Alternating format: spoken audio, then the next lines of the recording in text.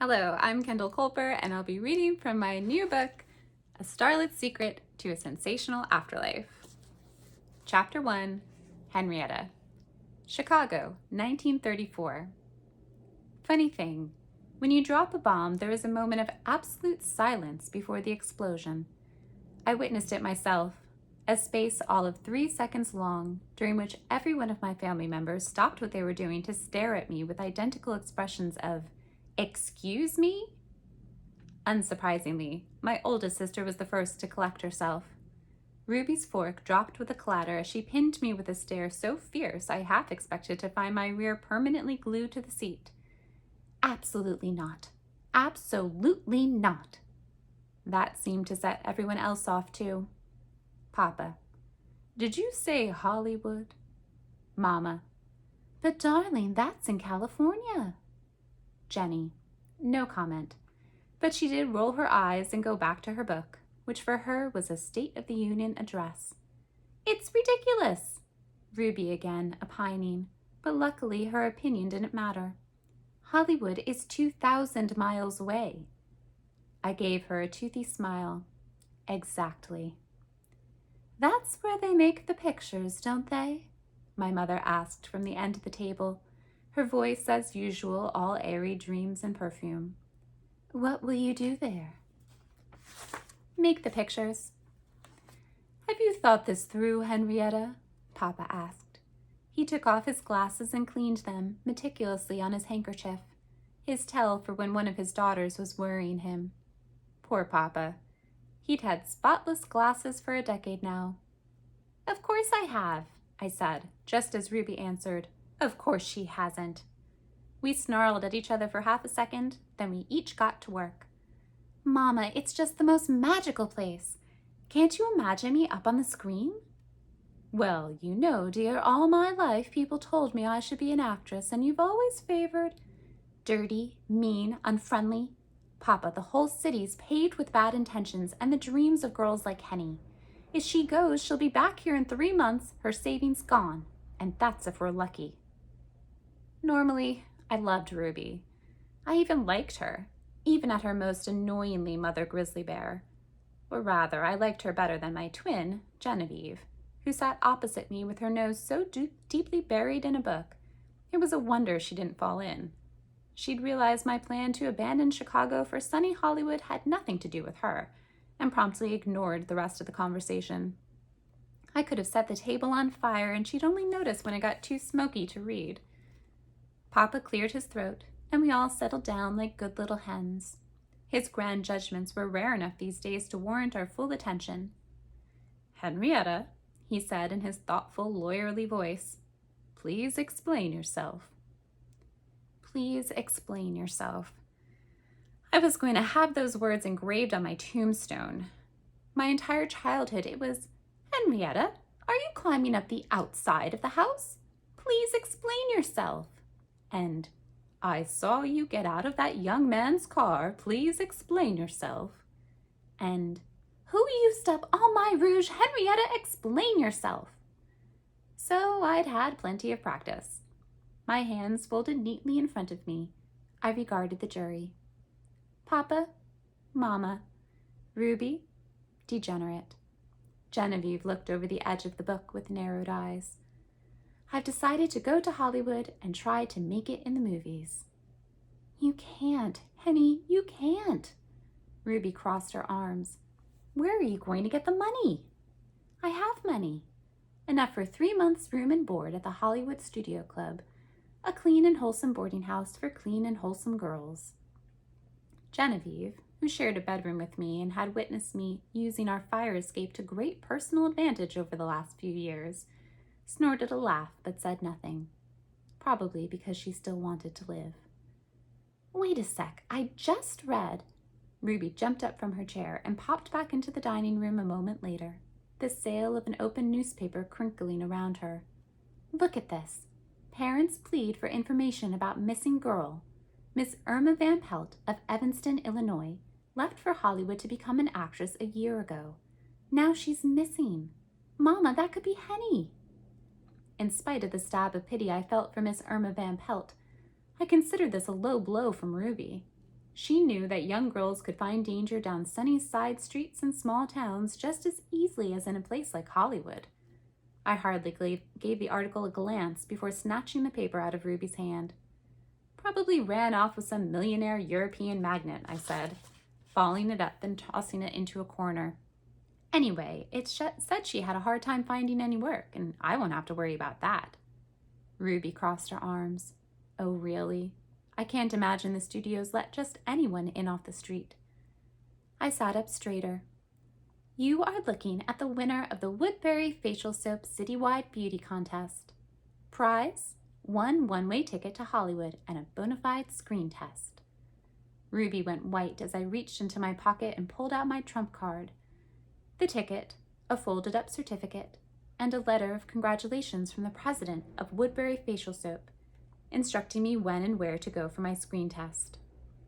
"Let me see that," Ruby said, pulling the bundle from between my fingers. "Oh, a beauty contest," Mama said, clapping her hands together. "Darling, was it very crowded?" 200 girls.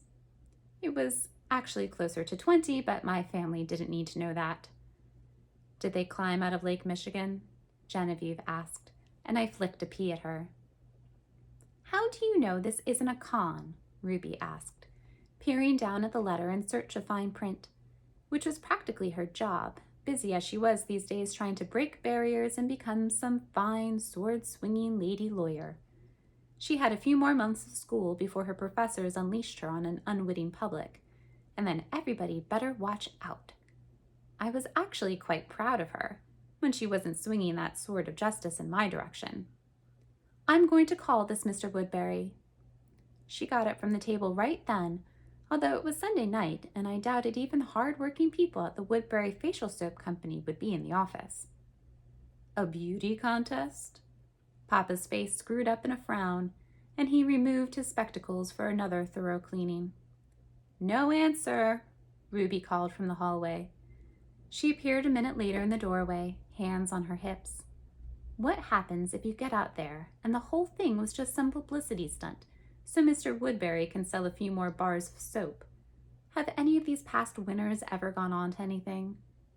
Who cares about them? I'm me, and I'm going to do it." "Men are going to try to take advantage of you." Ruby tossed the letter onto the table. "Men already try to take advantage of me." I gave a wave with my hand. "Maybe now I can get something out of it." "Henrietta," Mama said, trying to sound scandalized. "You're only 18, and getting older every second." "That's another thing." Ruby gave me a hard look.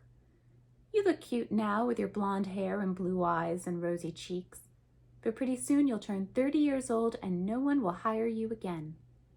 "Oh, pish. By then I'll be retired to a mansion with my lovable Cocker Spaniels and third husband." "No, not dogs, dear," said Mama. "They shed everywhere." "You've all lost your minds," Ruby said, her cheeks flushed and eyes glittering and jaw clenched.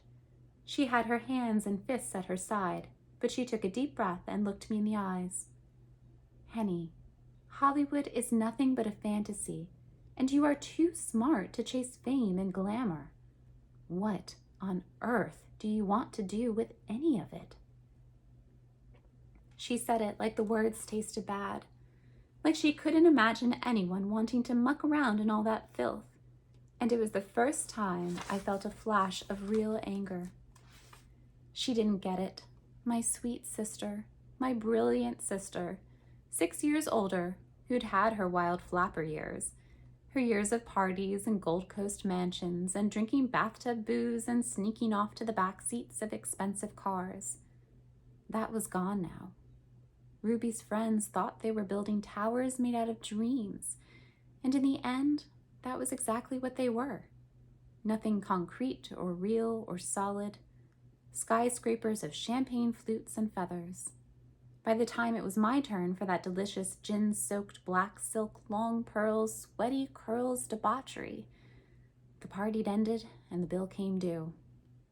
The markets collapsed, the jobs disappeared, and Ruby had disappeared into her safe, secluded university and left us holding the bag.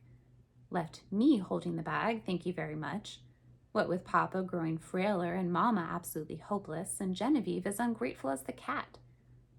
I was the one who had to let the housekeeper go, to encourage Mama to turn her gorgeous exotic hothouse into a vegetable garden, to arrange the budget and penny pinch for groceries and barter and sell and trade and squabble over every little thing that came into or left this house. Now the ship had made it through the storm, more or less, with everyone blinking into the sunlight, not noticing I'd almost snapped in half from the sheer weight of it, but didn't, thanks to one thing. You know that moment when you're sitting in a theater, when it smells like popcorn and taffy and too many children, and the lights have all gone the way out, so you're alone in the warm dark with 100 strangers? That moment just before the organ blares to life, before the screen explodes with light, when everyone goes still and silent and waiting. The movies saved me. I couldn't afford the 30-cent ticket, but I could bat my eyes at the ticket man and bring over a basket of Mama's vegetables and take one of the half-price seats at the back. In the darkness, in the light, I could feel my body dissolve. I wasn't Henrietta Newhouse who scrubbed the washrooms and clutched at every saved penny and remade my sister's winter coat. I was just a pair of eyes and a pair of ears, taking it all in, taking in them, the actors. I was going to Hollywood, cliché be damned, because I wanted to be a star. Not the kind that wore mink coats and drank gin and stumbled into every leading man's arms, although that didn't sound too bad, frankly. I wanted to be a literal star, something huge and bright and fierce and burning, something no one could stop staring at, something that turned everyone who came close to it warm and glowing. You couldn't do that in a place like Chicago. I don't care how much Ruby chirped on about the theater companies. I knew this city and all its sharp, icy points, the way the cold of the surrounding prairie and the cold off the lake combined into something otherworldly Arctic. Someday that cold would seep into my bones and freeze me to this place forever. I'd meet a nice mechanic or a friendly shop owner or a pharmacist with good teeth, and his name would be Harry or Bill or Fred, and he'd take me out, and in 6 months we'd be married, and I'd have to live forever in a tidy house in a sensible suburb, and then he might as well just throw the coffin lid shut. But I couldn't say that to my family over the picked apart Sunday chicken, so I just shrugged and said, "It's too cold in Chicago. I want a tan."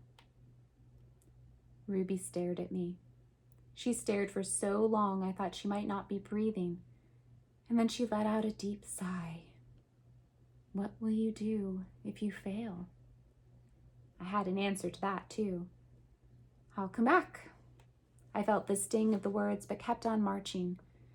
"And go to college and get married and have babies and do whatever I'm supposed to do, knowing that at least I gave my wild dream a shot." Mama looked at Papa, who looked at Ruby, and Ruby said nothing, her mouth set in a hard line, and that was that. I'd done it.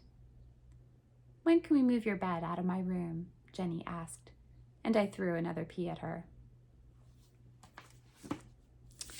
Thanks so much for listening. I hope you enjoyed that first chapter, and I hope you will check out the rest of the book, The Starlet's Secret to a Sensational Afterlife.